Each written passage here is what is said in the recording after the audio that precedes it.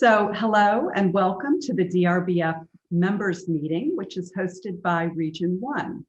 I'm Ann Russo, Executive Director of the DRBF, and today's topic is regular meetings, the cornerstone for a successful DRB.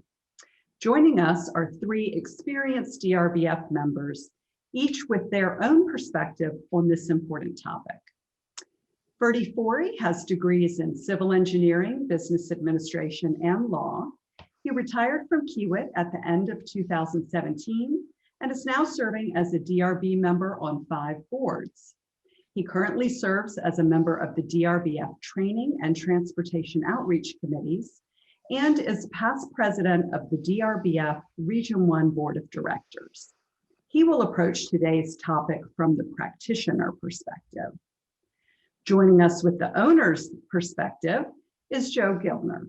Joe currently serves as Deputy Executive Director for Project Management in Sound Transit's Department of Design, Engineering, and Construction Management.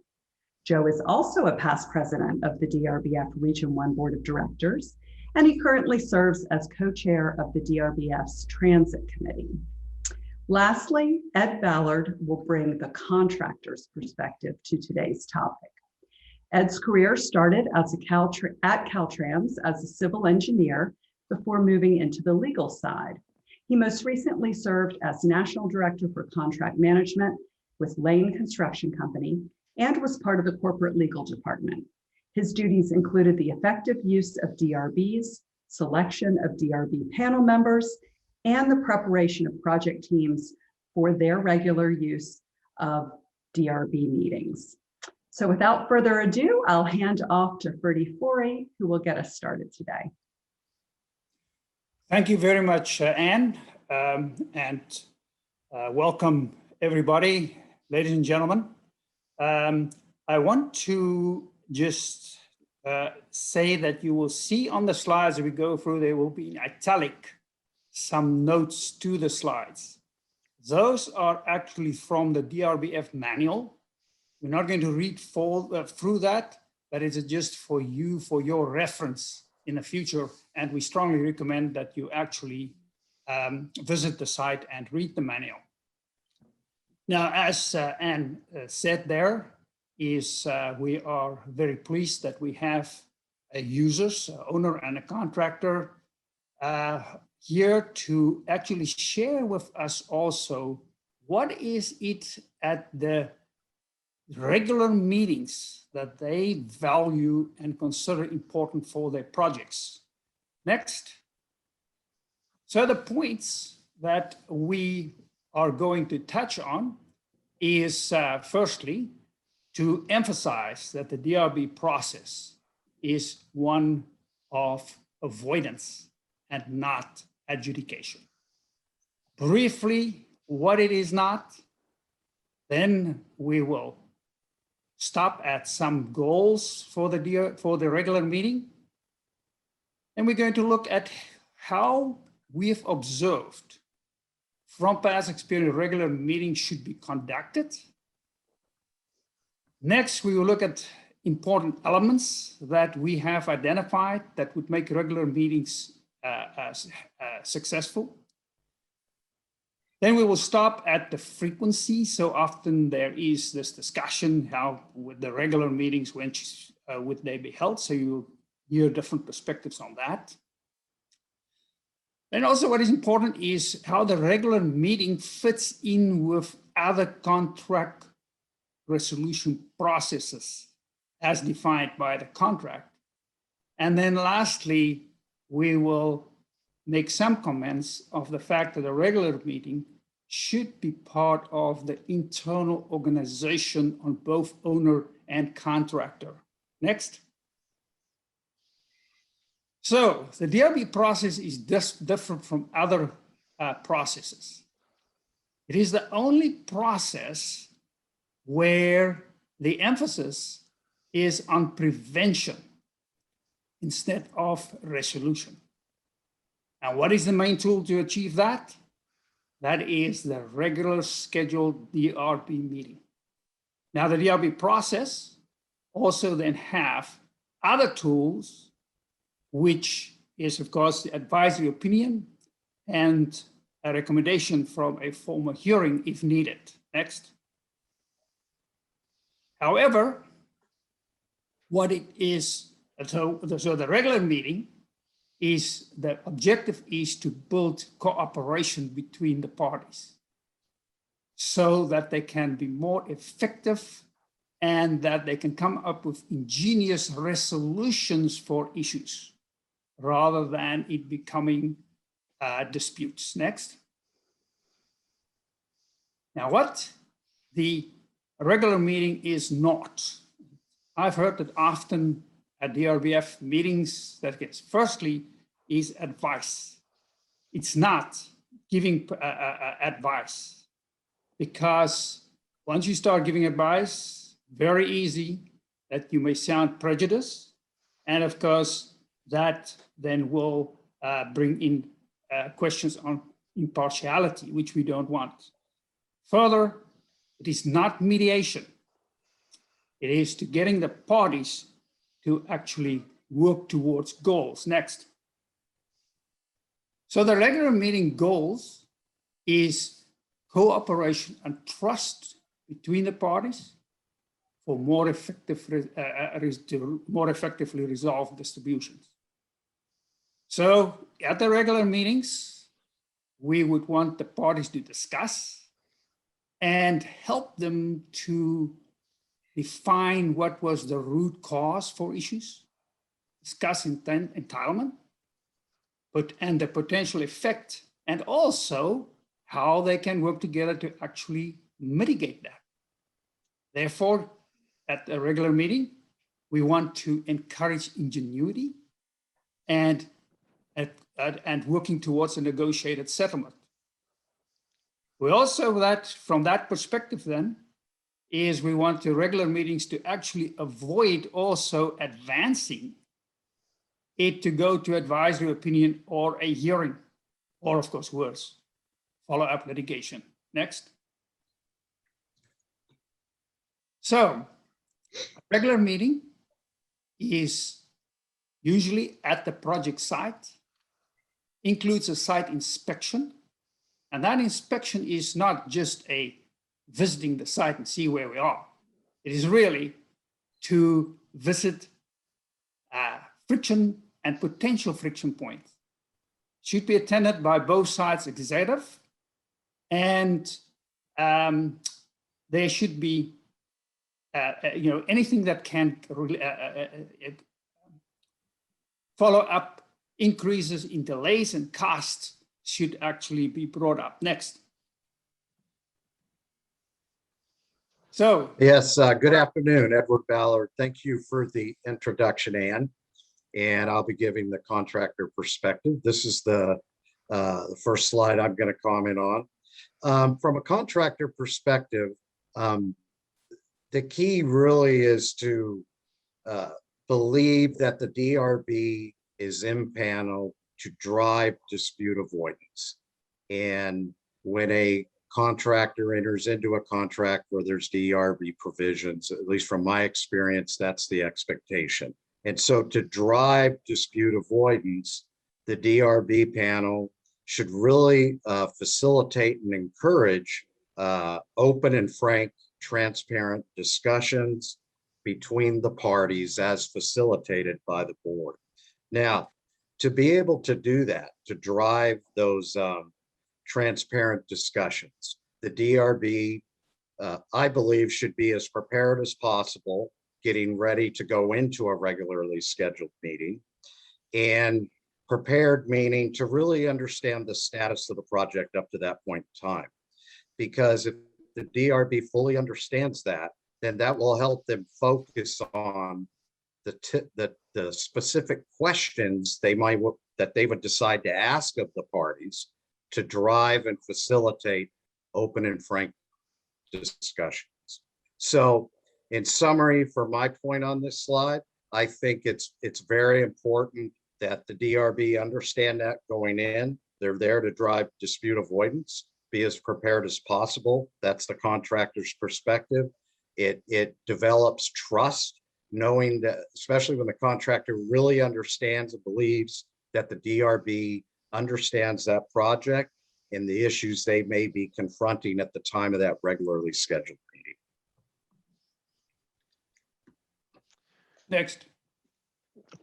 Well, now, yeah, Joe's turn to comment. Well, thank you, Edward. And yes, Joe Gill, I want to say I agree with everything Ed has said. And then from an owner's perspective, I can't say enough about that proactive stance. It really requires that the parties truly engage in the process. And from an owner's perspective, yes, we want to encourage our board members at these meetings to ask the tough questions, because we really recognize the benefit of disputes avoidance more than disputes resolution.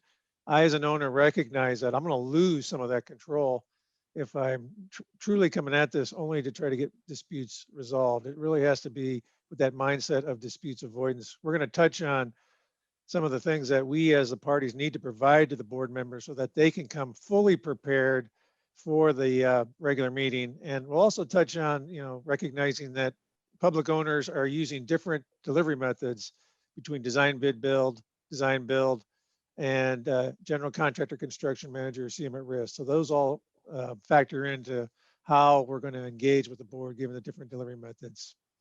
Next. Yes, regarding points 1 and 2, and referring back to what I stated about the previous slide. This is really the key points 1 and 2: encourage transparency, open and frank discussions between the parties.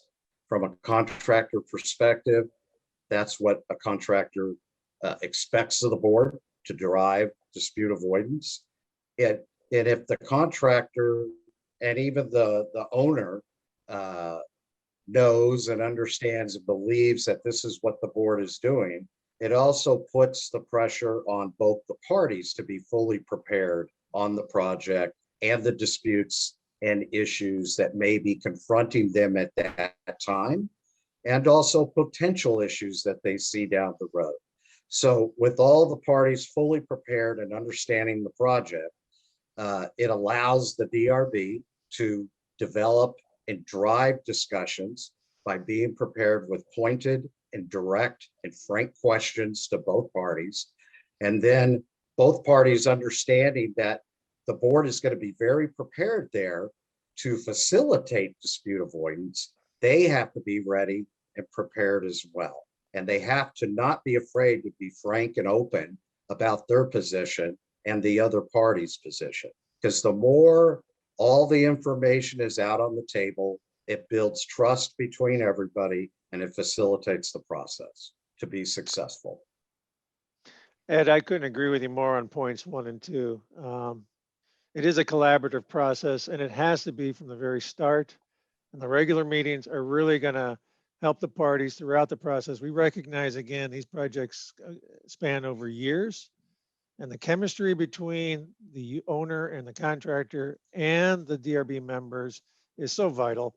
And you're correct, preparedness of all participants right at the outset, and making sure that the board members feel comfortable and really can ask those open and frank questions, particularly for the parties where they are sensing they are seeing issues, commercial issues in particular, where the parties may be struggling to really understand one another. So I can't underscore what you just said, Ed, and really, I find the value as an owner when we've got a good board that's really pushing for that transparency, really asking the tough questions, and really trying to encourage that open and frank discussion, because that's how we're really, as a group, going to succeed in truly avoiding disputes as much as trying to resolve disputes. And that gets to point number 3, where yes, it really requires the honest assessment. I appreciate in one of our current operating procedures right now in an active job, this is called out. All 3 of these are called out, but even more importantly, that the board members want to encourage honest assessments from the party members. I know board members can probably realize there's different chemistry levels or trust levels between the parties throughout the life of a contract. And in recognizing that that's going to ebb and flow, it's always important that the board members truly try to make sure through those open and frank discussions to drive towards that honest assessment of the issues, particularly the commercial issues that might be festering between the parties. Ed? Yeah, I have a follow-up comment there. I agree everything that you just said. I mean, this is where it's a little different than advocacy. You know, in an advocacy forum, you really are trying to set yourself up to present your side of the case without maybe the other side really understanding where you're going to present your strengths. So you kind of gain an upper edge. But in this process, to me, having full honest assessment of the contractor's perspective and the owner's perspective, in other words, both parties having an honest assessment of their own perspective or their own position, as well as their perspectives on the opposite party's perspectives, and then bringing that in and discussing it, I think what it really does is it facilitates the identification of roadblocks that may be present to get to the resolution of an issue. So it helps to focus on, the hindrances to get resolution. So, yeah, this is a very critical point for this process to be successful. Everybody understanding each other's positions, the weaknesses and the strengths. Next, please. So Ed, as we talk about this transparency and this encouragement, and as Ferdy said in his opening remarks, this process is one of the unique processes that really allows the parties to talk to one another with the board members to avoid disputes. And I always appreciate in the course of a regular meeting that the board members are really driving in the conversation and consistently reminding and encouraging the parties to work in good faith with one another. Again, recognizing there might be some pressure points between the parties, but it really underscores and underpins how this process and its unique features can really, the board members can constantly keep asking the parties, look, keep after it, and try to make sure you get those good faith negotiations with one another. And it's also, I appreciate in the regular meeting, this encouragement about action items. I'm a big believer in action items when I work with my direct reports. And so to have a third party in a forum where there is encouraging trust and good faith negotiations as part of, and particularly at the end, summarizing, okay, guys, what are you going to work on before our next quarterly meeting? You know, we got some issues we've talked about. Let's strive as owner and contractor to really see if we can't agree on some action items and schedule up those follow discussions and hold the parties accountable. I really appreciate when the panel members hold the parties accountable as part of that interface and that interaction of disputes avoidance. Ed. Yeah, quick comment on, 4 is pretty obvious. We've been talking a lot about point 4. Point 5, encourage parties to agree on action items, outcome expectations, and to schedule follow-up discussions driven by the DRB, the board. From a contractor perspective, the success of 4 and 5, and specifically 5, really comes down to what is the trust level between the two parties on the project. I've been involved with a couple DRBs recently in the last year on 2 different projects. One project, the trust level is high between the owner and the contractor. And so they work actively to meet those points pointed out in point 5, those items. The other project, complete breakdown of trust between the parties. So just about everything is a chore to get accomplished, which goes nowhere to facilitating the success of what the board is impaneled to do and help the parties achieve. So summary really comes down to the trust that exists between the two parties. That's my opinion from a contractor's perspective. Next, please.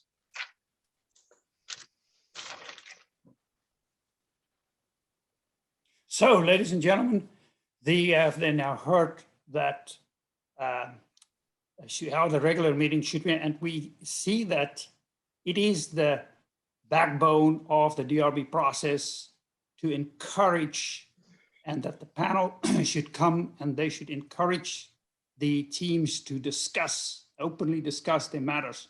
Don't hesitate to get into that seemingly difficult issue. So the next points that we want to cover then is, in our observations, what are the important elements for successful regular meetings that people that serve on panels can think about, and then also owners and contractors can see whether their DRB actually is providing that to them. So next. Yes, I'll comment first.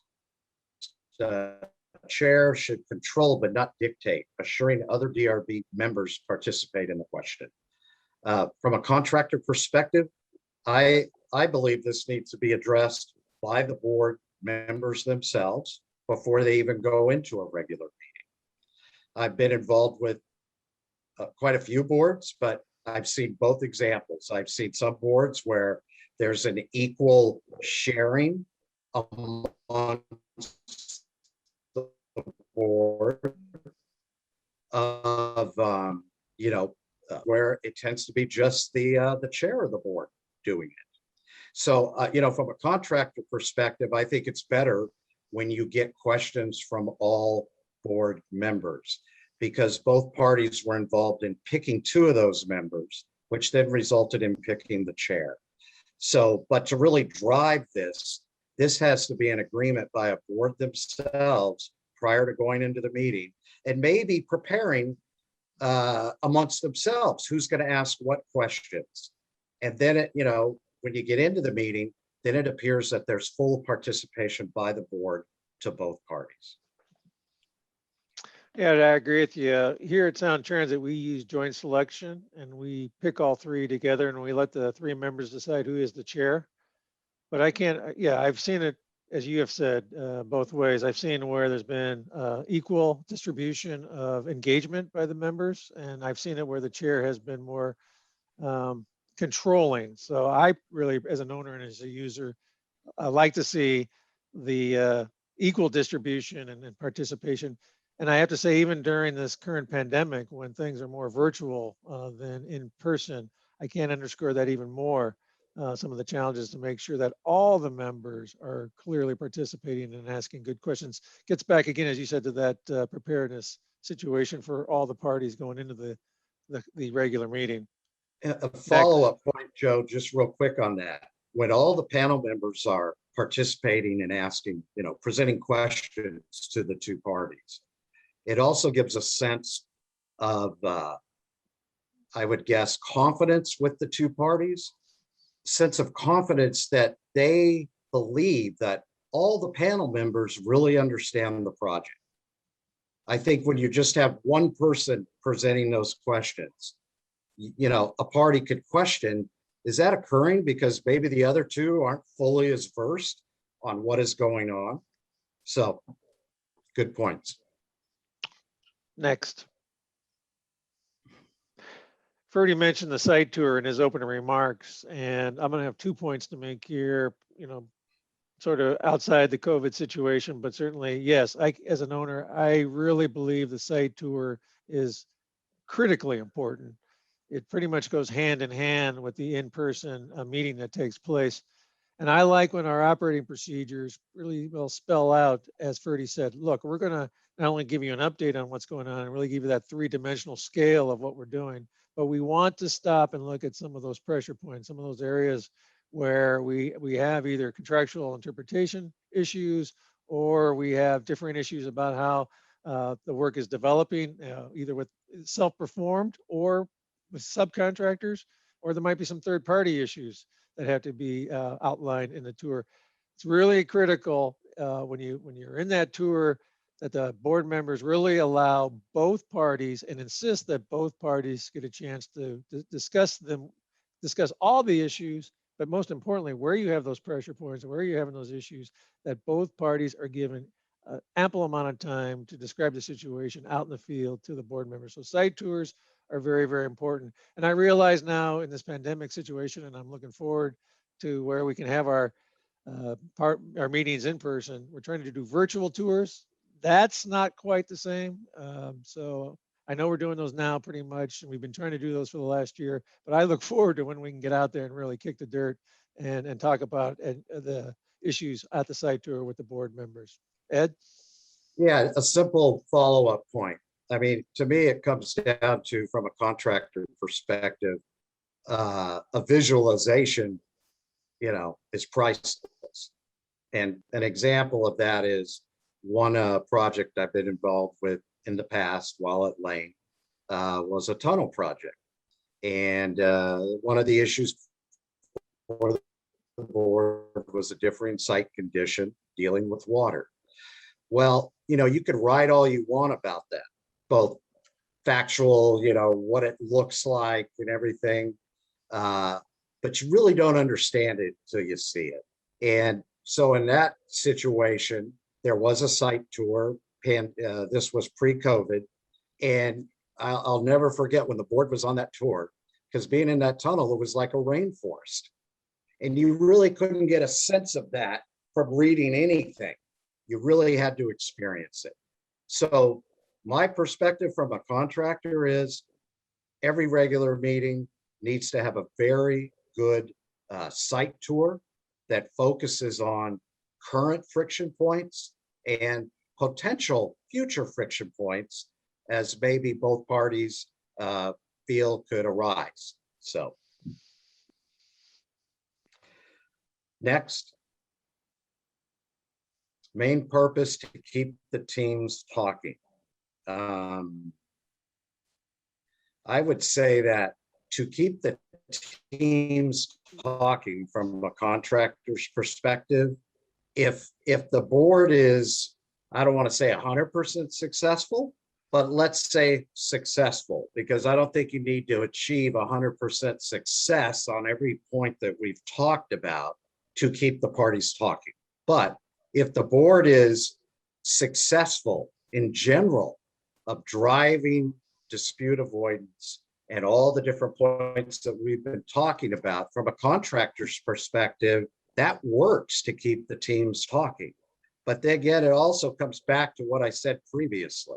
A lot of that too is dependent on the trust and working relationship of the two parties before they even got into the DRB process with the board.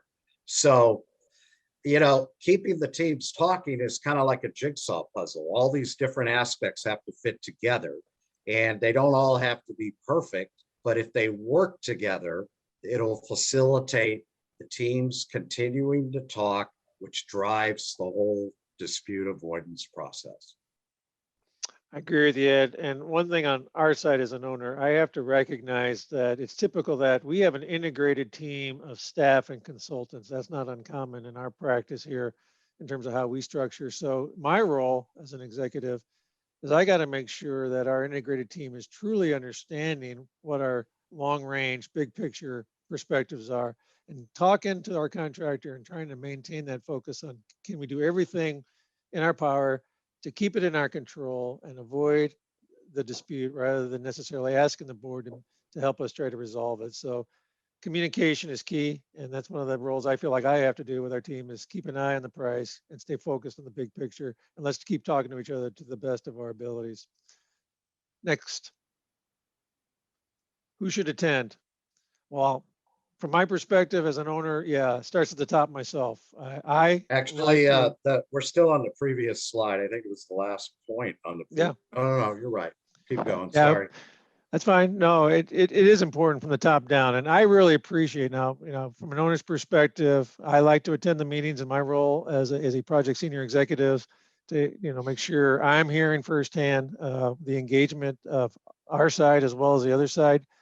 And I really appreciate when the contractor, whether if it's a JV or if it's a single contractor, that they too bring their senior project executives. I've seen that more often than not. And I think that really speaks well when both sides, from the senior level all the way down to those who are in the field day to day, are fully engaged. So I can't say enough about making sure, and I do strive, and I hope every owner, from my perspective, really drives that point home. It's really important that the senior project executives attend the quarterly meeting and stay engaged so they understand how the ebb and flow is occurring between the parties. Ed?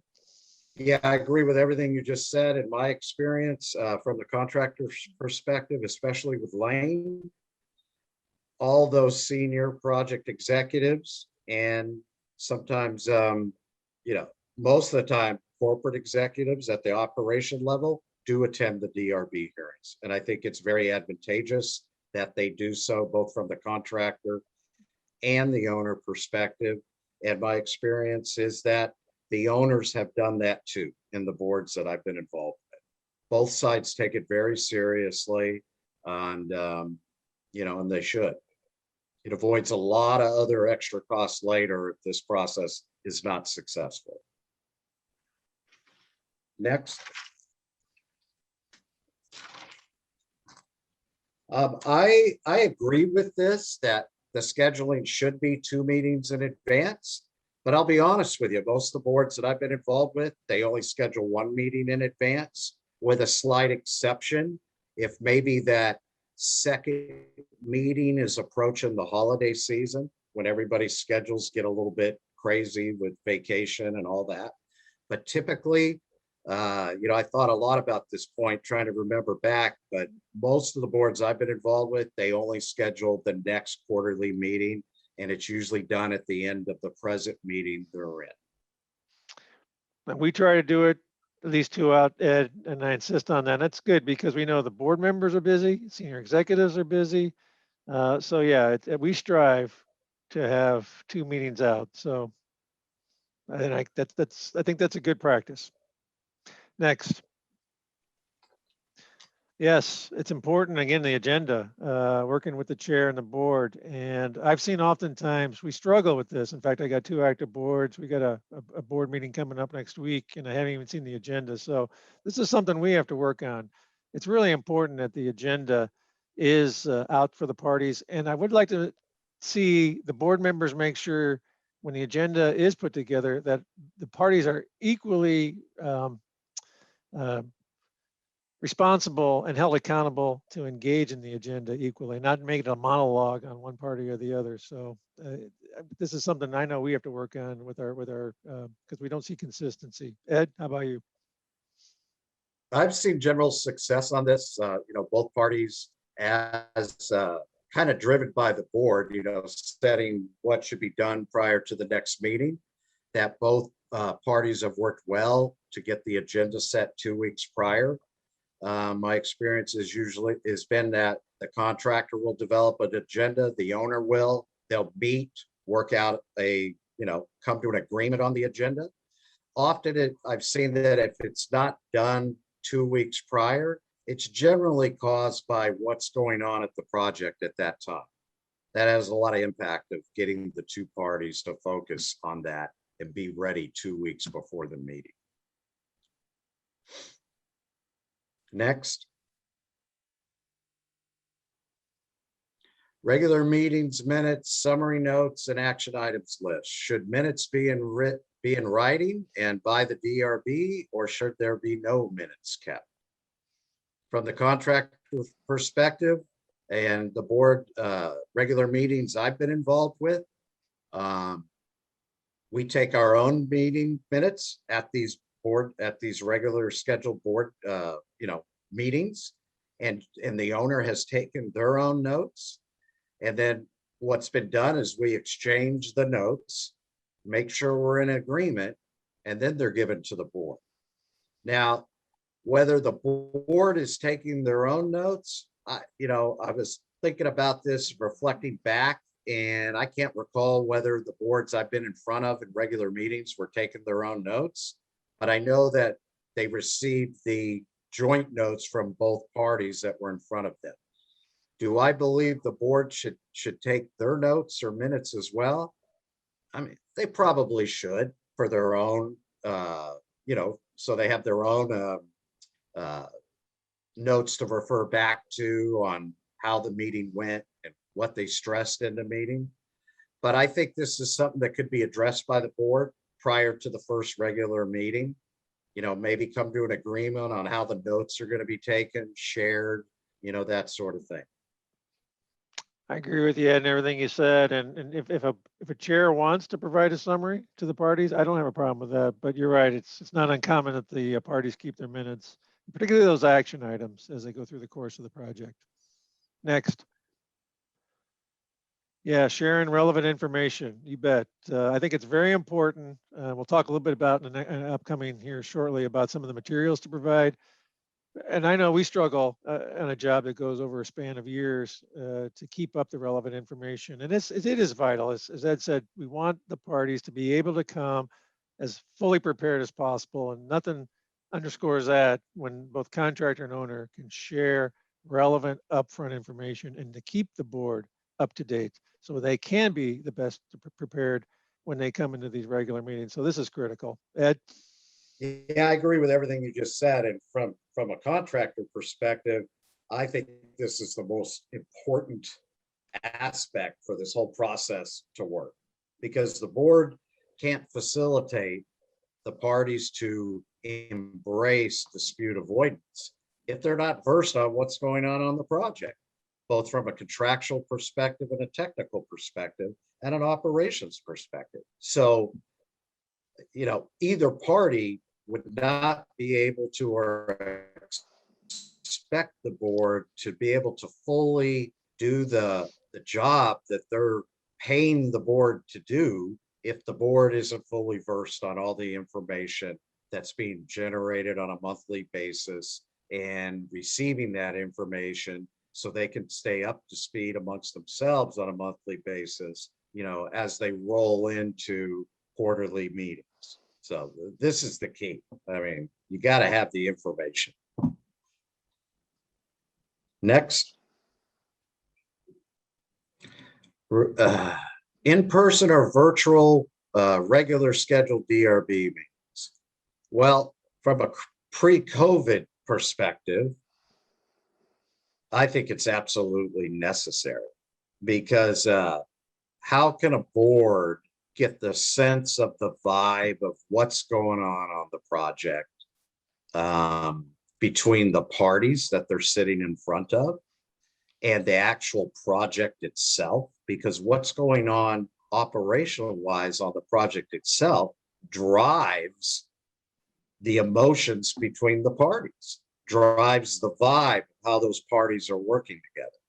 And I think, yes, virtually during the pandemic, yes, you could see each other on the screen. And I know you mentioned, Joe, some virtual tours.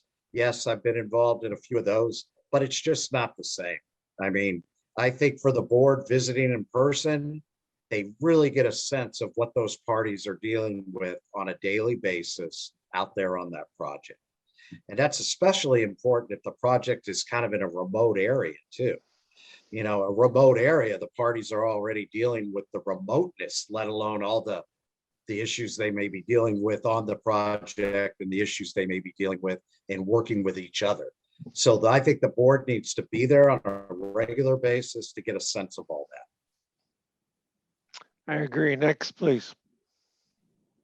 Yeah, I bring these two together because from an owner's perspective, I do believe that there's going to be a push to probably want to do things more virtually as well as in person and maybe hybrid situations. But from my perspective, I agree, Ed.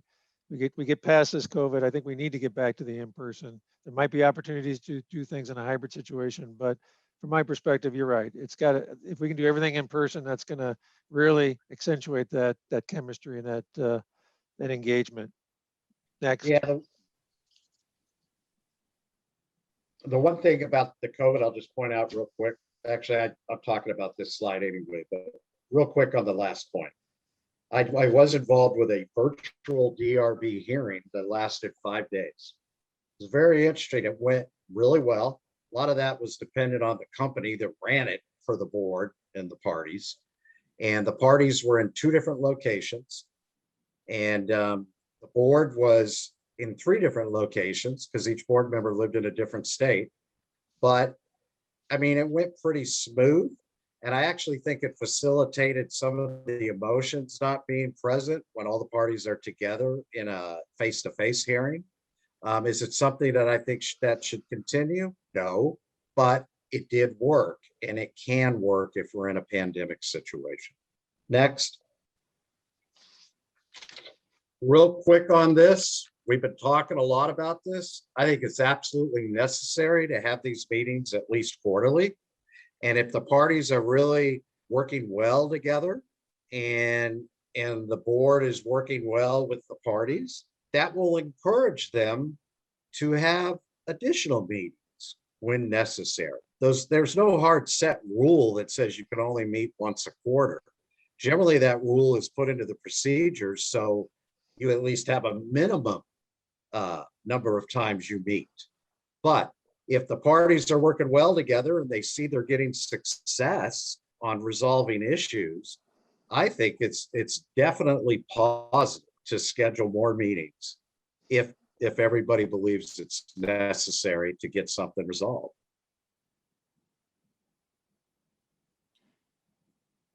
Next. I agree with you, Ed, and certainly we've touched on this earlier in terms of the offsite management. I mentioned earlier my endorsement of high-level engagement by the parties at the regular meetings, and I know from my perspective when I'm reporting up to my department lead or my CEO about issues, it is important to be able to have been in that meeting, understand what's being discussed. So as I have to report up the food chain, I'm keeping my offsite executives informed, particularly on some of the commercial issues that are going to be developing. And I also want to recognize, again, I said it earlier, recognizing the different delivery methods that owners are using. It's critically important that the way in which we establish the board and share information really is consistent with the delivery method, whether it's design, bid, build, CM at risk, or design build. So again, I recognize that sharing information. And the last thing I'll say as a public owner, there's certain things we can and can't do when it comes to privileged or prejudice. So I think it's important for us as an owner and as a public owner at the outset to let the board know,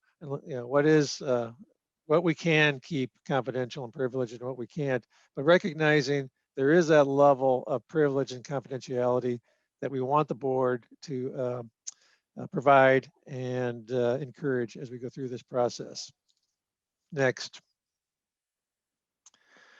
Right. This gets to last thing, real quick point, Ferdy, before I hand it off to you, the documents. We touched on this earlier. It's really important.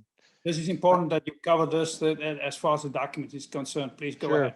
We lifted this. I've lifted this from one of our active projects right now, right out of our operating procedure. And I appreciate, this is a turnkey design build project that I'm referring to that's going on right now and will go all the way through 2024. What I want to say here is I really appreciate that working with the board, that we really got down to the level of what the board was looking for. It really underpins, again, what the parties, owner and contractor, need to provide, keep updated, and really, as we get into the issues, crosswalk, where are some of the friction points as it relates to the documents we are providing. So again, I really appreciate in our operating procedures, we spend a lot of time with our board members, making sure it's clear what the parties are expected to provide on a routine basis for the regular meetings. Back to you, Ferdy.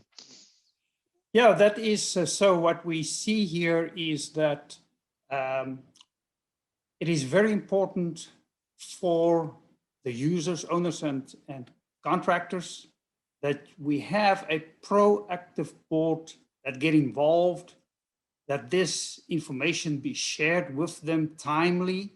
That is why the agendas have to be set early so that everybody can study the material and be prepared. That because the backbone of the DRB process is the regular meeting. If that is successful, then the process is going to work and it's going to excel. Next. Which then brings us with some of the problems sometimes when we look at contracts and how the regular meetings are not defined. In fact, if they were defined, it would have been better. But here you can see one of the contracts and the wording there that the design team built, the design build team or owner shall exhaust all other methods before they escalate the issue to the DRB. What does that mean? Does that mean that something cannot be discussed at a regular meeting before it's been through the escalation process in the contract? No, don't think that is the case. And it was not the situation at the project where this is part of the project language. At the regular meetings want to be proactive. In fact, even before it is a issue, one want to have a board that's able to identify a potential friction point so that you can discuss early. What was meant and what it should have read is before escalating the issue to a hearing. Once we pointed that out, they have actually made an amendment to the contract, and therefore all issues are discussed at the regular meetings, and this is then, as I say, corrected. So I strongly would encourage that you look at your contracts and make sure that it is clear. And myself personally, I'm a proponent of, instead of just using DRB, when you write the contracts, be clear. And when it's a regular meeting, call it a regular meeting. And when it's a hearing in the contract, use the word DRB hearing or what you consider to be appropriate for the contract. Which brings us to the next point. And then also, as I said, what we did there is that projects must not hesitate if there are issues with their contract and with, especially then with regular meetings, that they should not hesitate to discuss it with each other and take steps to clarify and amend the contract if needed, because the regular meeting and the proper execution of the regular meeting is and will remain the backbone of the DRB process. Next. Yes, and with that then, thank you very much, gentlemen, for your contribution. And I hand back to Anne for then discussion, conclusion and discussion. Thank you very much, Ferdy. Well, that was a great presentation, and we've had some robust comments both in the chat and a couple of questions coming into the Q&A field. I just want to share a few things from the chat that might be harder for the panelists to follow. John Duke just said that he has found it very instructive to attend the project weekly meeting prior to the DRB meeting. He said one hears information that would not be discussed at the DRB meeting and get a sense of the interaction between the parties. So John, we appreciate you sharing your perspective on that. Now, one question that came in from Patty Sulcer, she said she senses that many parties may be unlikely to show their hand on the nature of delays or cost increases in case it compromises a change order or claim. So do the panelists have any suggestions for how to encourage parties to in fact remain open? Maybe we'll start with you, Ferdy, to react to that, and then see if Joe or Ed have any follow-on. Well, very briefly, that is the importance of the selection of your panel members. Right. You have panel members there with the background and experience that they can actually, by studying the reports and the schedule development, that they can actually pick up on that and then ask those needed questions that actually will drive the project around that constraint. Very good. Anyone want to add to that? Sure, I'll add a point. I think it gets back to the point we were talking about earlier with the facilitation of information to the board on a monthly basis.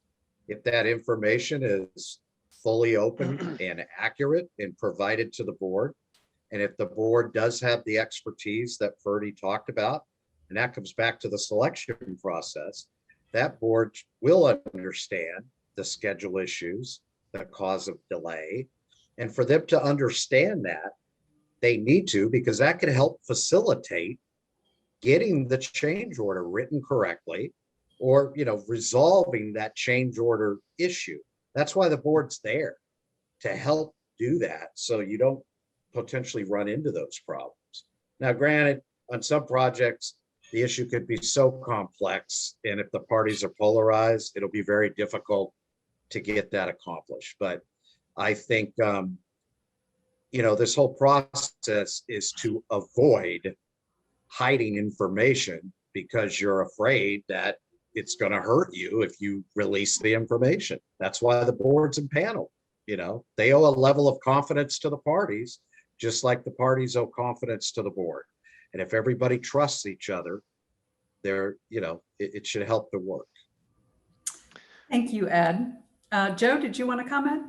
Yeah, the only thing I would add is, yeah, I've seen that situation from an owner's side where, and it really gets to, it's telling, because if the team is really in a project first thinking mindset with the board, you will see that engagement. But Ed's right, if things are getting polarized, I think the board members, good board members who recognize the delivery method and understand sort of the risk allocation and the terms of the contract, I think through their questions as a neutral party, trying to encourage the members, but they can also see where if there is some polarization, one party or the other may be hesitant. And I've seen that, and it's part of the process. And unfortunately, if we're not able to keep that project first thinking, it does start to see where we're getting more issues, not so much avoided, but having to get resolved by our board, or the board will ask, we've done other things outside the DRB process, but Ed's right. It's a function of how complicated the issue is, but I respect that. And I like when the board can sort of tease that out of the parties and help us recognize where those pressure points are. But I appreciate the question because it is part of the dynamic. Great. Thank you so much, Joe. Well, we're going to shift gears. We have two questions that are in the realm of virtual DRB meetings. So Garth Wilson and Lynn Larson have both posed a question, which I'll read here. Garth says, with the COVID restrictions that have eliminated site visits for more than a year, it has become more difficult to be completely familiar with the project status using virtual meetings. Any suggestions on how to improve our preparation? And then in a similar vein, Lynn Larson says, any counsel on DRB Zoom participation in Zoom meetings between normal DRB quarterly meetings? So of course, these virtual proceedings have been a very hot topic over the past 12 plus months. Early on in the pandemic, the DRBF did issue some recommendations for continuing with virtual meetings and checklists and tools that would be useful to DRBF members. We are going to revisit that topic at our upcoming international conference, which will be both online and in person, spanning over 3 days from June 30th to July 2nd. So you can look for that topic to be updated as part of the conference presentations, and I hope you'll join us. But until then, we'll get both Ferdy, Ed, and Joe's take on this important topic and how they've seen that playing out. And I really appreciate the perspective on these questions of suggestions for improvement. That's something that I think we're all aiming for. So I don't know who would like to kick things off. If you have a recommendation or a suggestion from your experience. I saw Joe nodding a lot when the question first came through. So maybe you'd like to start, Joe.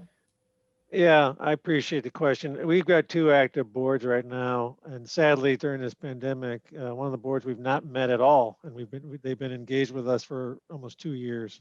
And it is, I mean, there's so much you can do with drone footage and still photographs to try to really, amplify that virtual tour, but it falls very short. I agree. It's about the best we can do, sadly. And I look forward to bringing this board on later this year. That's our goal, in person. So yeah, it's really hampered the chemistry. And I think both we and our contractor feel that, and we talk about that. We just are the vibe is just not there, unfortunately, as well as it should be when we set out this course with this board.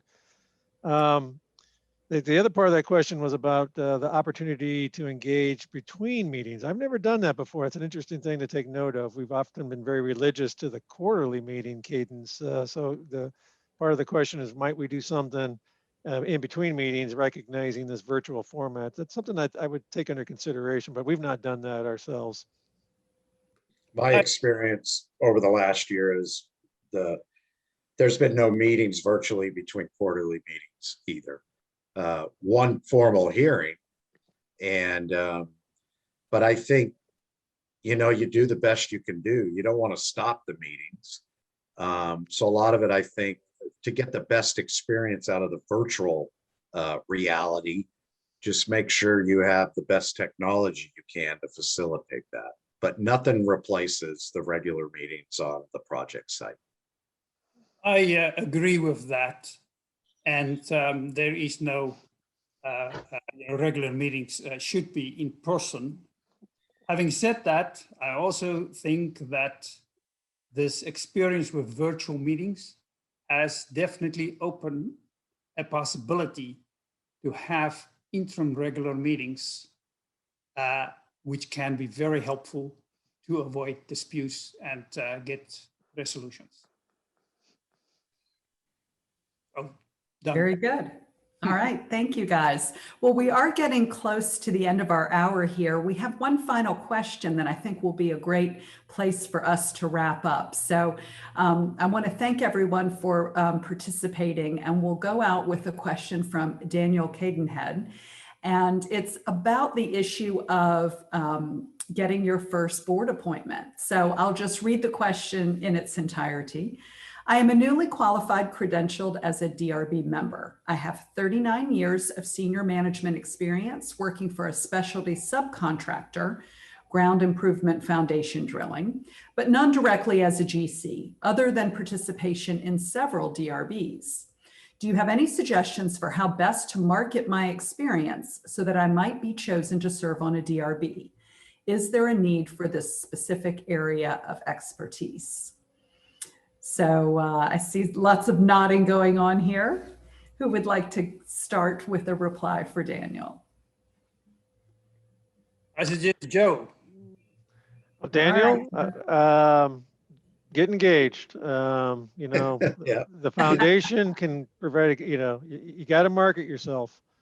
And you got, you know, it starts with yourself. You bring that talent. Yeah, a good collection of contractors and owners and professional service consultants really make up the field of practitioners. So I would encourage you to get engaged with the foundation, volunteer. I volunteered for the foundation. All of us talking here volunteered to really get your name out there for the owners. And really make sure your credentials in the website, because I, as an owner, when we go to the foundation looking for the training, make sure you get the training that's provided. That's critical, as well as really provide, make sure you call out what your specific talents are on the website, particularly when it comes to various contract delivery methods or areas of specialty. So I can't emphasize enough to make sure you take advantage of what the foundation can provide to help you market yourself to the industry. I have a quick point on it. Don't limit yourself just based on what you think your narrow expertise may be. It may not be as narrow as you think. I mean, you know, a lot of us have engineering degrees, but if you go out on these big complex projects and really look at the degrees that all the different managers have, it's a mix of everything.